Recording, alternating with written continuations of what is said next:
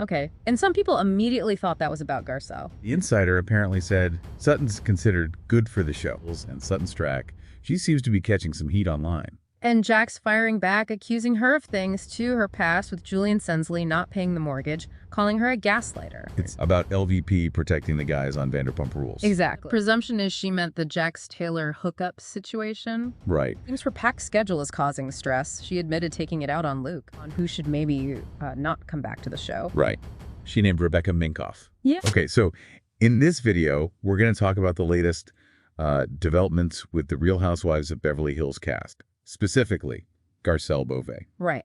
We mentioned before how she had unfollowed a bunch of the cast on Instagram. Exactly. But the update is, like, who she's still following, it's just Kathy Hilton and Jennifer Tilly now. And then right after that, or around the same time, Boz Saint John posts this thing. She's connected to the show, kind of peripherally. What did it say again? It was on her Instagram story, something like, imagine being mad at me, but I'm just basking in God's favor. Okay. And some people immediately thought that was about Garcelle. Yeah, at least one social media account pointed it out, suggesting it was a reaction. Well, the timing is suspicious, you could say. Without her saying, this is about Garcelle. It's speculation, but you can see why people would connect those dots. Okay, so then adding another piece to this puzzle, there was this insider source who talked to a magazine just a few days ago, April 18th. And what was their take?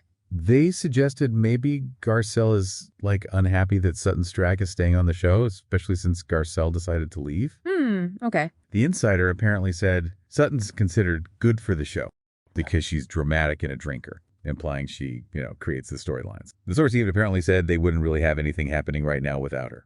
And hey, if you're into keeping up with all this reality drama, make sure you subscribe to Real T TV. Hit that bell icon too, so you don't miss out. Good point. Okay, next update we have about the Real Housewives of Beverly Hills and Sutton Stracke. She seems to be catching some heat online. Yeah, post-reunion fallout, she posted an Instagram photo and commenters really went after her, mainly about Garcelle Beauvais. Accusing her of not having Garcelle's back at the reunion. Pretty much. Calling her a terrible friend, saying she was more focused on, like, Kyle Richards. Ouch. And someone accused her of only bringing up her father's suicide during that trip to get Kyle's approval. Which Sutton flatly denied, called untrue.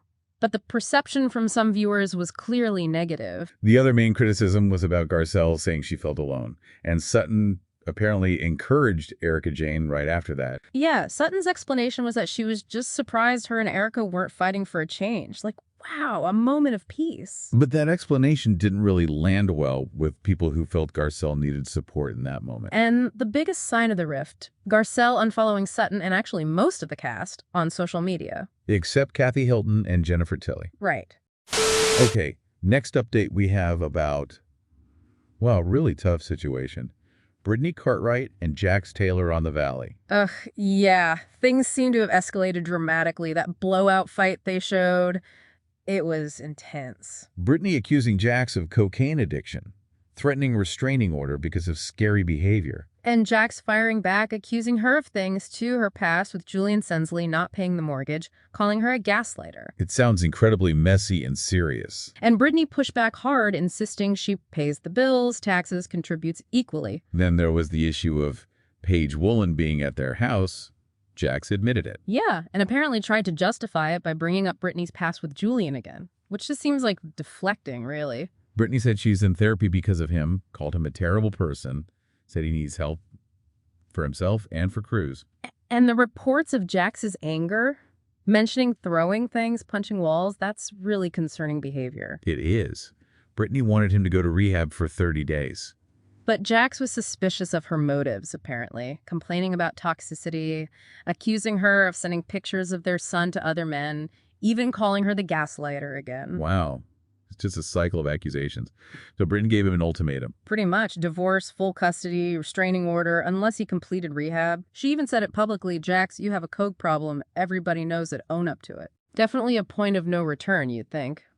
In her confessional, she said she was done protecting him, that he was spiraling, and their son deserved better. And the episode ended with Jason Caperna taking him to rehab. Yeah. And Jax, in his own confessional, did admit he needed help, said it was mainly for Cruz. Okay, next update we have about Kristen Doute.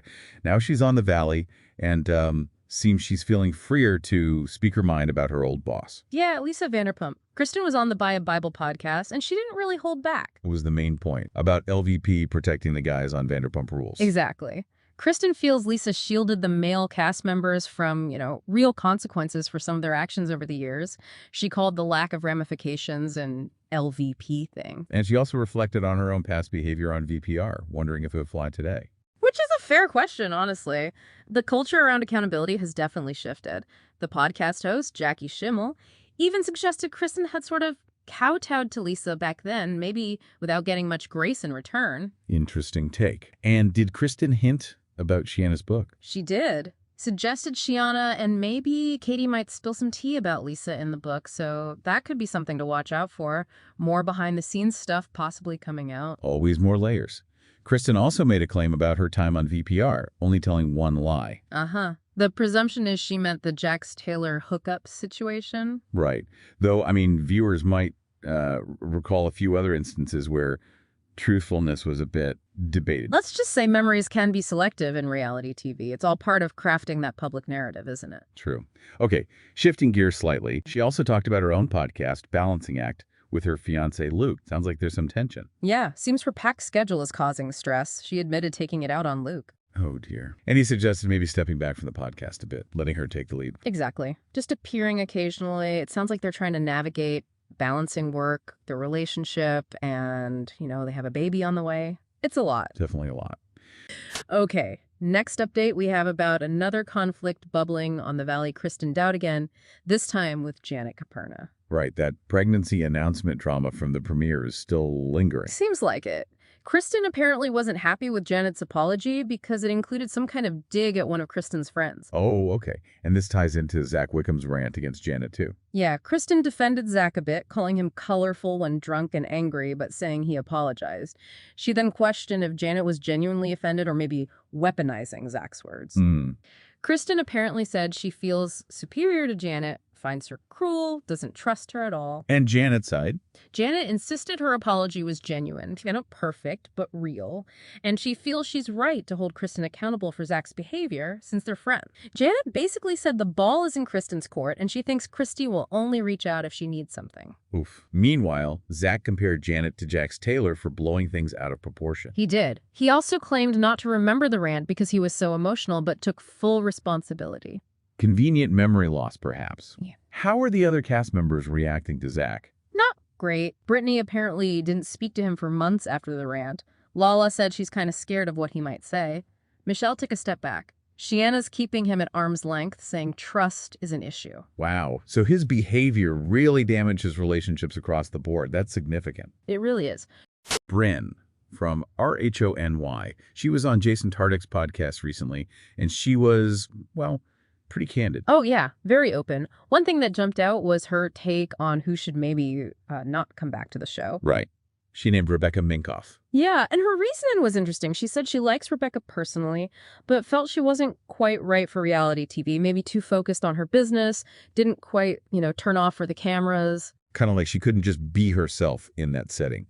And we do know now that Rebecca confirmed she's leaving, so Brynn's assessment wasn't totally off base, maybe. Seems that way. Brynn also talked about her own experience. She found it tough. Said she enjoys, the playful, dumb little fights, but really dislikes genuine confrontation. Which apparently led to that falling out she had with Yuba Hassan in the season 15 finale. And then she was asked who she'd trade places with on the cast. Oh, yeah. Who did she pick? Erin Litchie. She called Erin the coolest chick, mentioned finding her husband Abe attractive, even had this whole hypothetical if Erin wasn't married with kids. Huh. So maybe she admires Erin's, stability or something? Could be. Or just thinks she's cool. It's always interesting what people see in others. She also didn't shy away from talking money. That NYC rent. Negotiated down to $12,000 a month. And the clothes budget. She mentioned spending around $20,000, with dresses and shoes costing $2,000 each. Yeah. But then there was that surprising connection she mentioned. Oh, right. With Pandora Sabo from Vanderpump Rules. Yes. Apparently, Pandora's husband, Jason, is an old friend of Brynn's from Indiana. And they both worked their way up at Lisa Vanderpump's places, Villa Blanca, SUR. And get this, Brynn said producers actually wanted her on Pump Rules way back when Pandora and Jason were just servers there. No way. What about business partners? She had a clear choice there. Jenna Lyons called her a proper businesswoman. Makes sense given Jenna's background. It does. Then she also shared her credit score 710 after a dip, apparently. And her preference for dating wealthier men for safety. She was also open about past relationships. Engaged a few times, she said. Yeah, and interestingly, blamed herself for them ending. Said she wasn't ready, would create problems, get weirded out by small things, and just leave. That's quite self-aware, actually, taking responsibility like that. It is, and she has a very strong stance on cheating, called it one of her 2 cardinal sins. Don't lie, don't waste her time. Pretty clear boundaries. Very clear.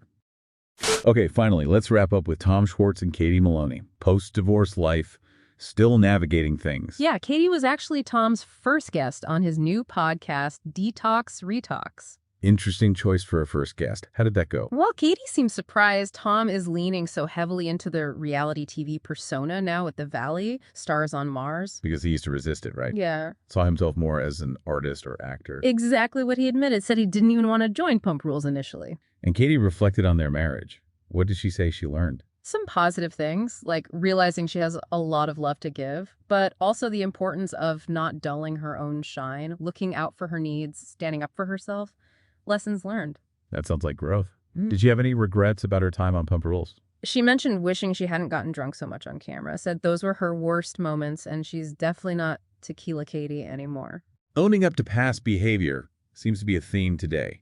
How's their relationship now post-divorce? Katie described it on another podcast, Humble Brag, as cool, but we don't go get lunch.